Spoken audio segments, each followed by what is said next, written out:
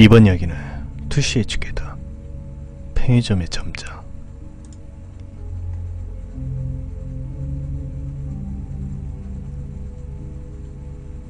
내가 편의점 아르바이트를 할 무렵 이야기다. 대학생이던 시절 나는 도쿄 로컬역 앞에 있는 편의점에서 심야 아르바이트를 했다. 그 가게 점장이던 유씨는 무척 특이한 사람이었다. 유씨는 무척 인품이 좋은 분이라 손님은 물론이고 아르바이트생들에게도 친절하게 대해주었다. 원래 그 편의점에서 아르바이트를 하다가 점장까지 맡게 된 입지전적인 인물이었기에 점장이라고는 해도 고작 24살이었다. 그 탓인지 나이가 비슷한 내게 무척 잘 대해주었고 나도 마치 형처럼 따랐다. 유씨는 정말 누구에게나 친절했지만 사실 학창시절에는 지역에 소문이 날 정도로 유명한 양아치였다고 했다. 옆 동네에 살던 아르바이트 동료의 말에 의하며 학교 다닐 무렵에는 눈도 못 맞출 정도였다나. 그 탓인지 유씨는 어떤 사람을 만나도 겁에 질리는 일이 없었다. 양아치로부터 야쿠자, 또라이에서 외국인에 이르기까지 어떤 사람이라도 손님이면 친절하게 맞이한다. 하지만 상대가 도를 넘는 짓을 하면 그대로 목덜미를 낚아채 가게 밖으로 던져버린 단호한 남자가 바로 유씨였다. 그렇지만 그건 어디까지나 상대가 아르바이트를 낮잡아보고 막 대하거나 상품을 일부러 손상시키는 짓을 하는데 도를 넘었을 경우에만 나오는 행동이고 그 외에는 언제나 상냥하고 친절한 사람이었다. 이야기는 우연히 심야 아르바이트 동료가 병 때문에 빠진 유씨와 내가 같이 가게를 지키던 날의 이야기다. 그날은 일요일로 막차가 끊기고 1시 반에 상품 입하가 끝난 터였다. 3시 반에 잡지 신간 물량이 들어올 때까지는 손님도 끊기고 딱히 할 일도 없는 상황이었다. 대개 그런 날은 별것 아닌 이야기를 나누며 시간을 때우거나 그도 아니면 그대로 휴식을 취하곤 한다. 그날은 다음날 주문 관련 문제 때문에 유씨가 카운터를 지키고 나는 사무실에 들어가 반품하기 위해 회수한 철진한 만화책을 읽고 있었다. 편의점이 되게 그렇듯 우리 가게 역시 손님이 들어오며 가게 안에 멜로디가 흐르게 되어 있다. 나는 유씨에게만 카운터를 맡겨놓은 게 미안해 손님이 오면 가게 정도는 내가 해야겠다는 마음을 먹고 있었다. 그래서 만화책을 읽으면서도 기만큼은 신경을 곤두세우고 있었다. 하지만 그날 잡지 입하 때까지 가게에는 단 한 번도 멜로디가 울리지 않았다. 그래서 약 수십 분가량 나는 그저 천천히 만화책만 읽고 있었다. 몇 권 정도 읽고 나자 슬슬 질리기 시작해 나는 크게 기지개를 켜고 사무실 안에 있는 CCTV 모니터로 슬쩍 눈을 줬다. 모니터에는 카운터에서 손님을 맡고 있는 유씨의 모습이 비치고 있었다. 내가 멜로디가 울리는 걸 못 들었나 싶어 나는 당황히 사무실에서 뛰쳐나가려고 했다.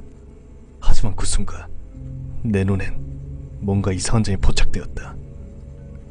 원래 그닥 선명하지 않은 CCTV 영상인데다 모니터 하나로 가게 곳곳에 있는 5개의 카메라를 모두 중계하다 보니 칸칸이 나뉘어 가까이서 봐도 확실하게 보이지 않았다.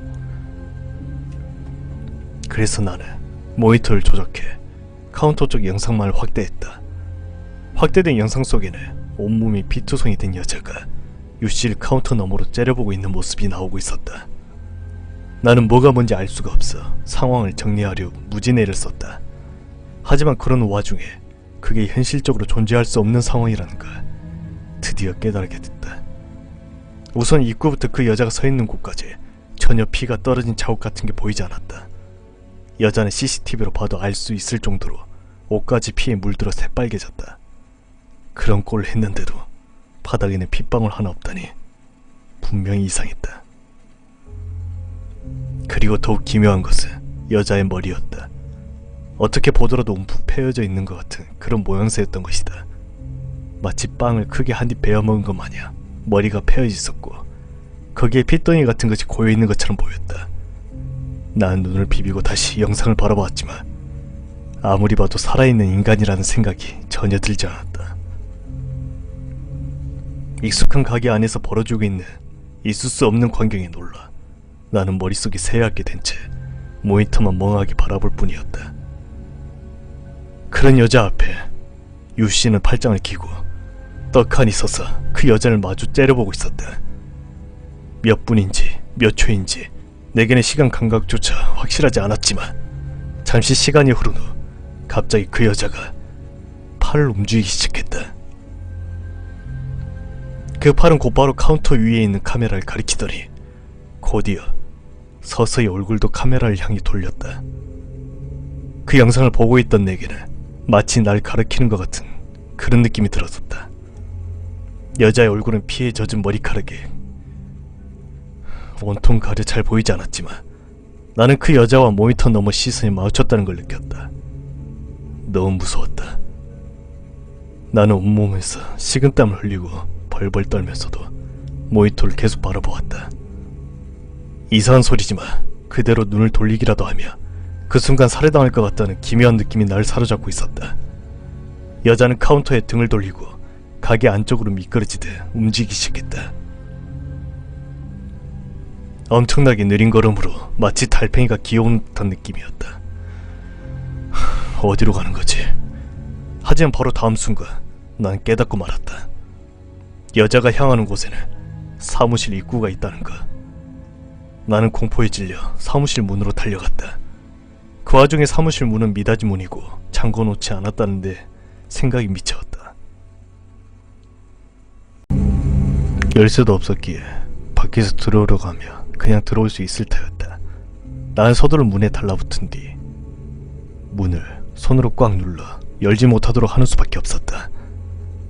문을 누른 채 고개를 들자 사무실 문에 붙어있는 반투명 유리창으로 서서히 붉은 물체가 다가오는 것이 보였다.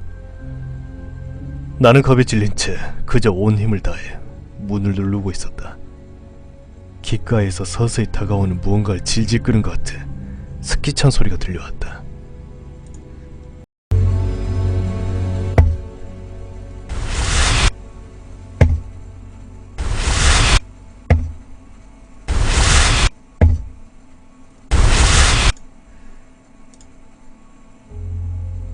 하지만 너무 힘을 쏟아부은 탓인지 밖에서 문을 열려고 하기도 전에 내 팔은 서서히 힘이 빠져 떨려오기 시작했다.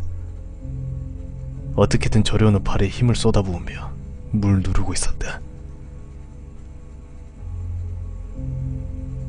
그리고 갑자기 문은 엄청난 힘에 의해 열리고 말았다.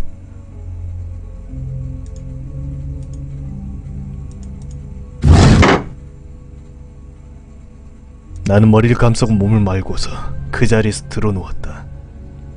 공포로 온몸이 떨리고 눈물과 땀이 바닥에 떨어지는 것이 느껴졌다. 이제 끝이다. 살해당한다. 나는 머릿속에서 그런 생각만 하고 있었다. 하지만 아무리 기다려도 그대로다. 조심스레 고개를 들자 열린 문 앞에는 아무도 없었다. 나는 비틀비틀 일어서 주변을 주의 깊게 살피며 사무실에서 나왔다. 손님이 없는 탓에 라디오 방송만 크게 울리고 있는 평소대로의 가게였다. 아연실색하고 있는 내 눈에 가게 밖에서 들어오는 유씨의 모습이 들어왔다. 예! 저기 선반에서 소금 좀 가져와 주죠. 유씨는 그렇게 말하고 소스와 케첩 같은 게 진열되어 있는 선반을 가리켰다. 나는 휘청거리며 선반에 다가가 소금을 집어 건네주었다. 유씨는 아무렇지도 않다는데 그것을 받았다.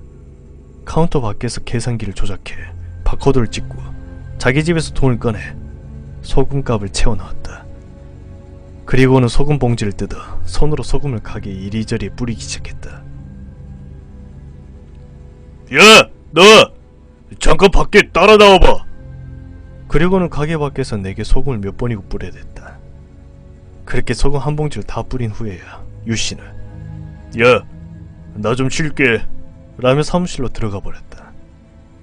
뒤를 따라 내가 사무실로 들어가자 유씨는 담배에 불 붙이고 깊게 연기를 내뿜고 있었다.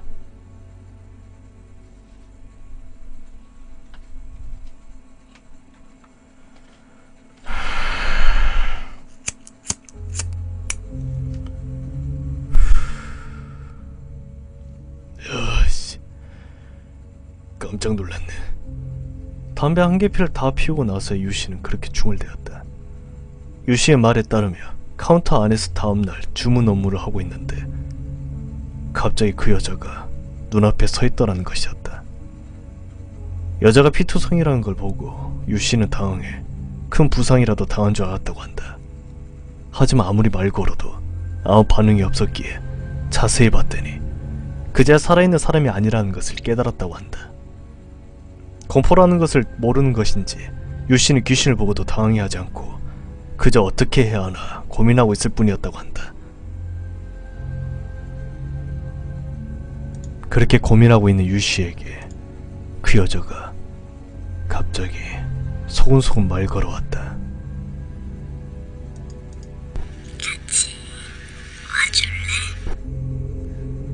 분명 내가 들은 것은 유씨의 목소리인데 그와 동시에 내 머릿속에서는 물속에서 들리는 것 같은 스키찬 여자의 목소리가 울려 퍼졌다.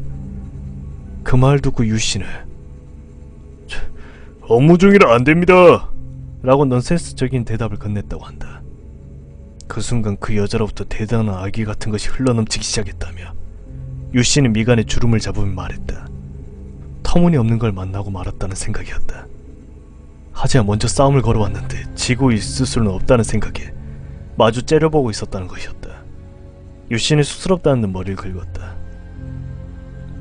그렇게 서로 한참을 마주보고 있는 사이 갑자기 여자가 감시 카메라를 가리키고 카운터에서 사라졌다. 포기하고 돌아가는 줄 알고 마음을 놓았다며 두 번째 담배에 불을 붙이며 유씨는 말했다. 그런데 여자가 가게 출입구를 지나 사무실의 입구로 향하기에 당황해서 뒤를 쫓았다고 한다. 유씨가 여자를 따라잡자 여자는 이렇게 중얼거렸다고 한다.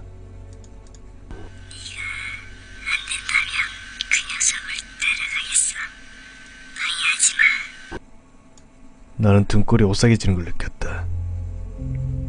그 말 들으니까 어딜 감히 내 아르바이트생을 건드리냐는 생각에 머리에 피가 치솟더라고.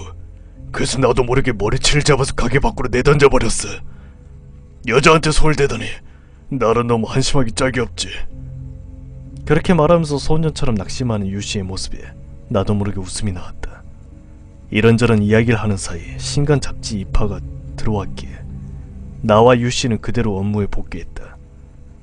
그렇게 잡지를 받아 진열하고 조간신문이 들어오자 점차 가게에 손님들이 오기 시작해서 그대로 평소처럼 바쁜 아침 업무에 이어졌다. 결국 그 귀신이 무엇인지 어째서 가게에 나타났던 것인지는 아직도 모른다. 하지만 그 사건 후 나와 유씨는 가끔씩이지만 점장과 아르바이트생이라는 관계를 넘어 같이 놀러 다닐 정도로 친해졌다. 그리고 그때 본 것이 무엇이었는지 이야기하는 사이 나와 유씨는 같이 심령 스폿을 찾아내게 되었다. 한 번 더 보면 비교 검증할 수 있을 거 아니야. 한 번 가지고서는 모자라다고. 데이터는 많을수록 정확하게 검증이 가능한 거라니까. 그렇게 말한 건 유씨였다. 나도 그 발언에 동의했기에 딴 말 꺼내기는 좀 그랬지만 그 말을 하며 삼각김밥 판매 실적과 눈싸움을 하고 있던 유씨의 모습이 계속 마음에 걸리는 건 어쩔 수 없었다.